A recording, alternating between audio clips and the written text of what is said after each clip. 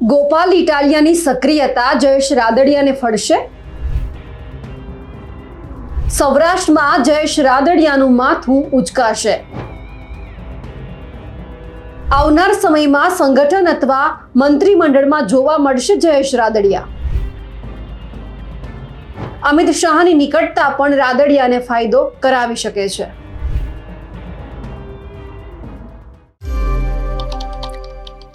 ગુજરાતની અંદર સૌથી વધારે જો રાજકારણ ગરમાયેલું હોય તો એ છે સૌરાષ્ટ્રની અંદર, કારણ કે અહીંયા આમ આદમી પાર્ટીનો જે પ્રભાવ છે તે વધી રહ્યો છે.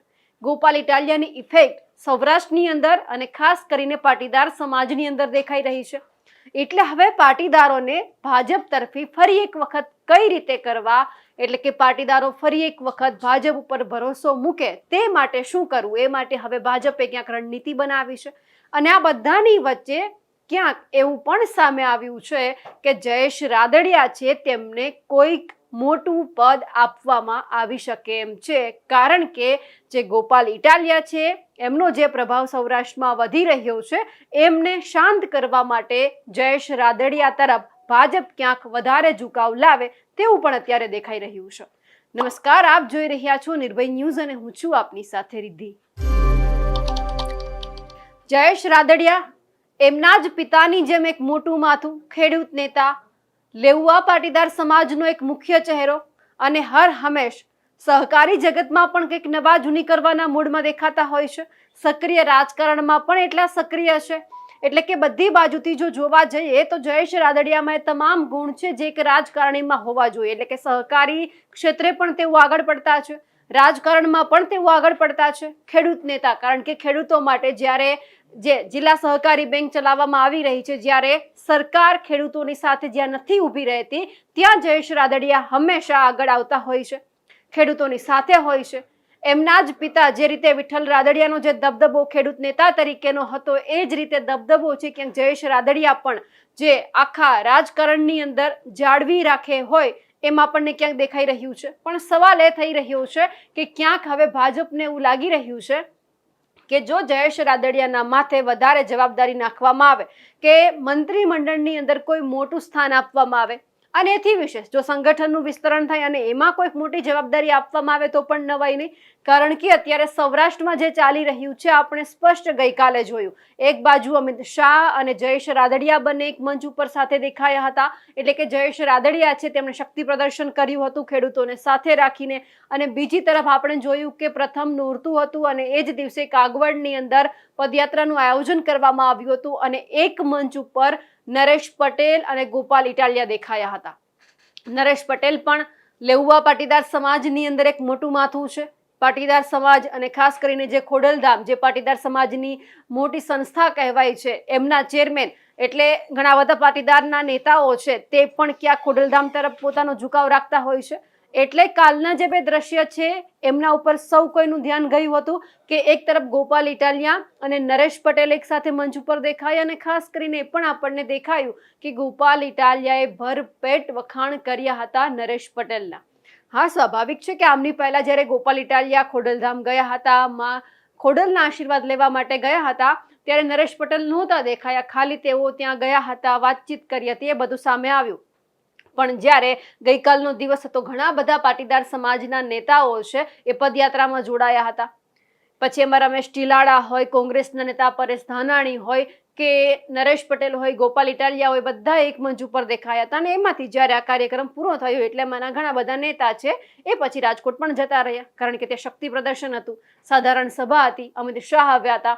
અમિત શાહ જ્યારે આવ્યા, જયેશ રાદડિયાના જ્યાં શક્તિ પ્રદર્શનમાં તેઓ હાજર રહ્યા, એટલે સ્પષ્ટ સંદેશ એક એ આપણને અત્યારે વર્તાઈ રહ્યો છે કે હવે આવનાર મંત્રીમંડળના જ્યાં વિસ્તરણ થવાનું છે તેમાં કોઈક મોટું પદ છે તે જયેશ રાદડિયાને મળી શકે એમ છે. જો મળે તો પછી જે પાટીદાર સમાજ અત્યારે ક્યાંક, અને ખાસ કરીને લેઉવા પાટીદાર સમાજ, સૌરાષ્ટ્રમાં પાટીદાર સમાજ છે પરંતુ બે ફાટા છે, એક તો કડવા પટેલ અને બીજું લેઉવા પટેલ. એટલે લેઉવા પટેલનો જે વર્ગ વધારે છે તેમને ફરી એક વખત ભાજપ તરફી કરવા માટે ક્યાંક ભાજપે આ વલણ અપનાવ્યું હોય, એટલે ક્યાંક આપી શકે એમ છે એવી પણ અત્યારે ચર્ચા થઈ રહી છે. જો આપે તો શું થાય તેમની ચર્ચા કરીએ તો જે રીતે અત્યારે ઘણા બધા પાટીદાર સમાજના જે લોકો છે એ આમ આદમી પાર્ટી તરફ એમનો ઝુકાવ વધતો જાય છે, કારણ કે ગોપાલ ઇટાલિયા આમ આદમી પાર્ટીના વિસાવદરના ધારાસભ્ય બન્યા અને જે રીતે ખેડૂત નેતા તરીકે કામ કરી રહ્યા છે એટલા માટે પણ લોકો કે પછી પાટીદાર સમાજ છે એ આમ આદમી પાર્ટી તરફ પોતાનો ઝુકાવ લઈ આવે.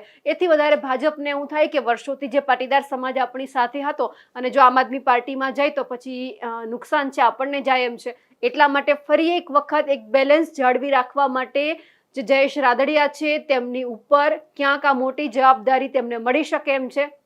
ખાસ કરીને આમની પહેલા પણ આપણે જોયું હતું કે જયેશ રાદડિયા અને અમિત શાહ છે તે દિલ્હીમાં મળ્યા હતા.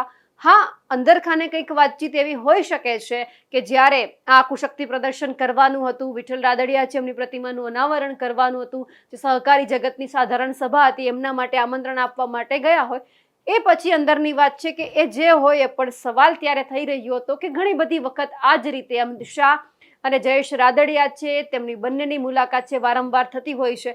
એ પછી સહકારી ક્ષેત્રના કારણે થતી હોય તો પણ નવાઈ નહીં, પરંતુ બીજી રીતે થતી હોય તો પણ નવાઈ નહીં.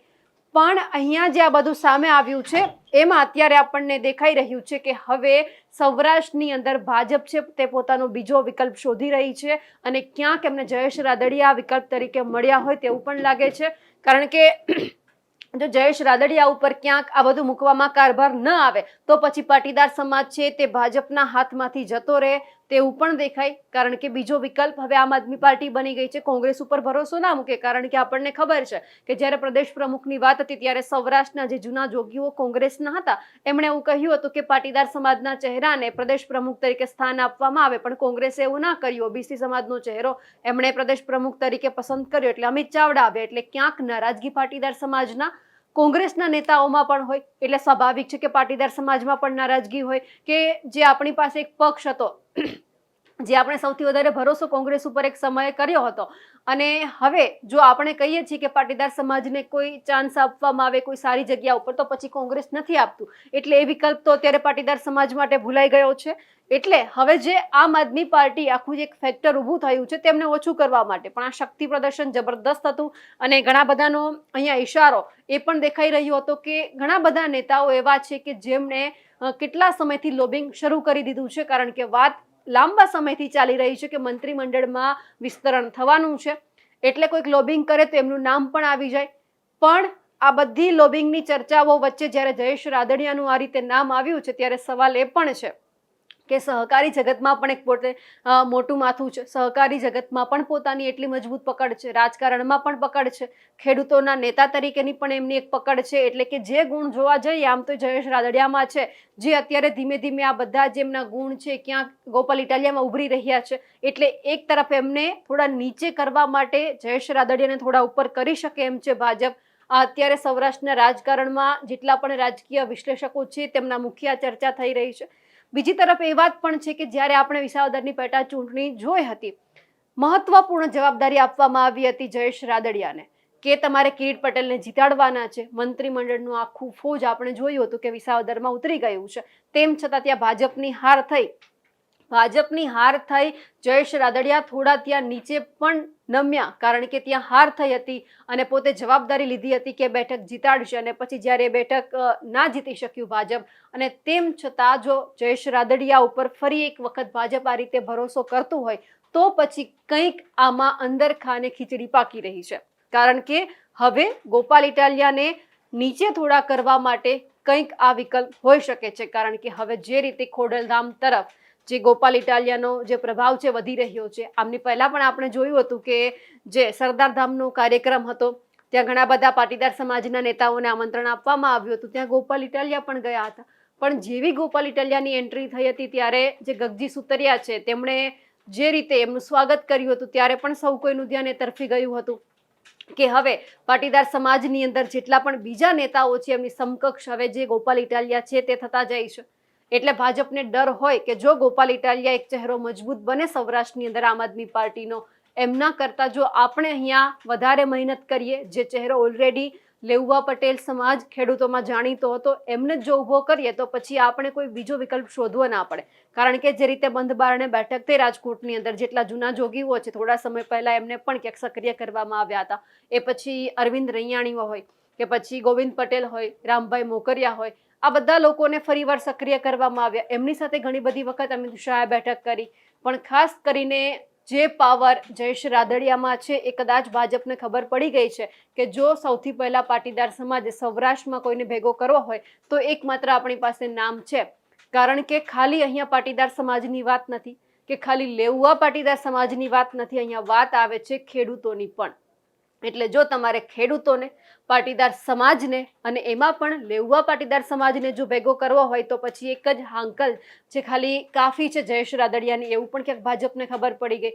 અવારનવાર આપણે જોઈએ છીએ કે ક્યાંક જે જયેશ રાદડિયા થોડા નીચે નમે છે, એટલે કે જયેશ રાદડિયાને ક્યાંક થોડું એવું ના બનતું એવું આપણે ખોડલધામમાં જોયું છે કે અવારનવાર શીત યુદ્ધ ચાલુ છે, એકબીજા ઉપર વાક પ્રહાર પણ ચાલુ છે. એટલે સ્વાભાવિક છે કે કોઈ એક વ્યક્તિ હોય ને બધી જ જગ્યા ઉપર બને એવું જરૂરી પણ નથી. ભલે પછી એક જ સમાજના ઘણા બધા નેતાઓ હોય, ઉઠક બેઠક હોય, પણ ના બને એવું આપણે ઘણી બધી વખત જોયું છે. એક સામાન્ય માણસને પણ બધા સાથે બને એવું જરૂરી નથી, એટલે પણ ત્યાં આપણે જોયેલું છે. પણ સવાલ એ થઈ રહ્યો છે કે એક વલણ, એટલે કે જે ગોપાલ ઇટાલિયા છે એમનો જે ઝુકાવ છે ખોડલધામ તરફ વધતો જાય છે.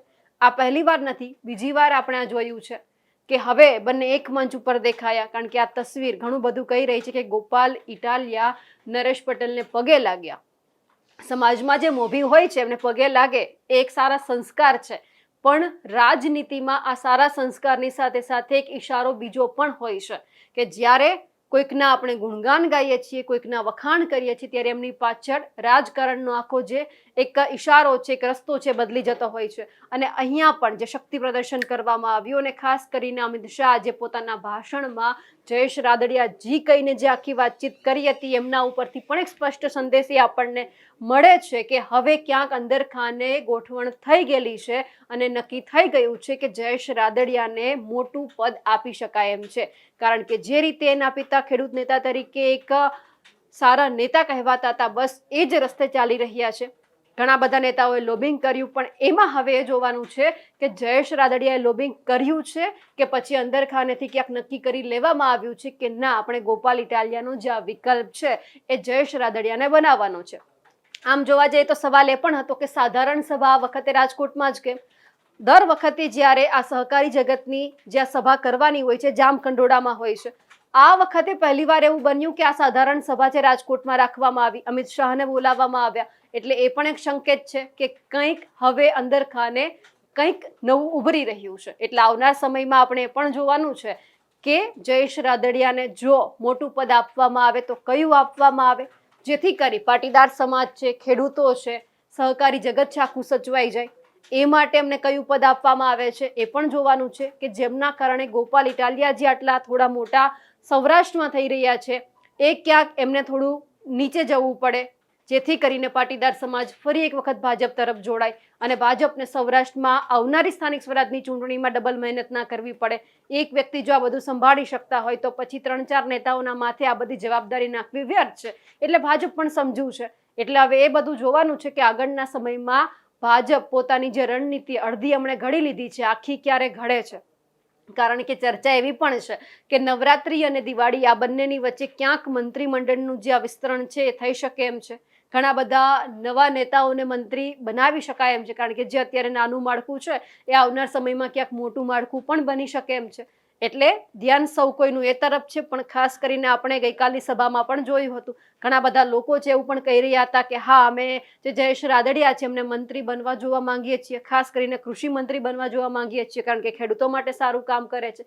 પણ આ બધી જોતોની વાત છે કે જો મળે તો ગોપાલ ઇટાલિયા માટે એક આ બેડ ઇફેક્ટ કહી શકાય. કારણ કે એમણે જે વર્ચસ્વ ધીમે ધીમે ઊભું કરવાનું શરૂ કર્યું છે, ખોડલધામમાં જઈને નરેશ પટેલને મળીને એમના વખાણ કરીને, ક્યાંક જો ભાજપે ઊંધું પાસું રમ્યું અને જયેશ રાદડિયાના માથે મોટી જવાબદારી નાખી તો પછી અહીંયા મહેનત છે અને બે ચહેરા છે એમના ઉપર સૌ કોઈનું ધ્યાન હશે કે સ્થાનિક સ્વરાજની ચૂંટણીમાં બેમાંથી કયો ચહેરો એવો છે કે જે પોતપોતાના પક્ષને બચાવી શકે એમ છે. અત્યારે જે રીતે ગોપાલ ઇટાલિયાનો જે વિકલ્પ છે ભાજપે ક્યાંક શોધી લીધો છે, તેમને લઈ આપ શું માનો છો? અને તમને શું લાગે છે કે જો મંત્રીમંડળનું વિસ્તરણ થાય તો જયેશ રાદડિયા છે એમને કયા મંત્રી બનાવી શકે એમ છે? અમને કમેન્ટ કરીને ચોક્કસથી જણાવજો. સાથે જ અમારી નિર્ભય ન્યૂઝ ચેનલને લાઇક, શેર અને સબસ્ક્રાઇબ કરવાનું ભૂલશો નહીં. નમસ્કાર.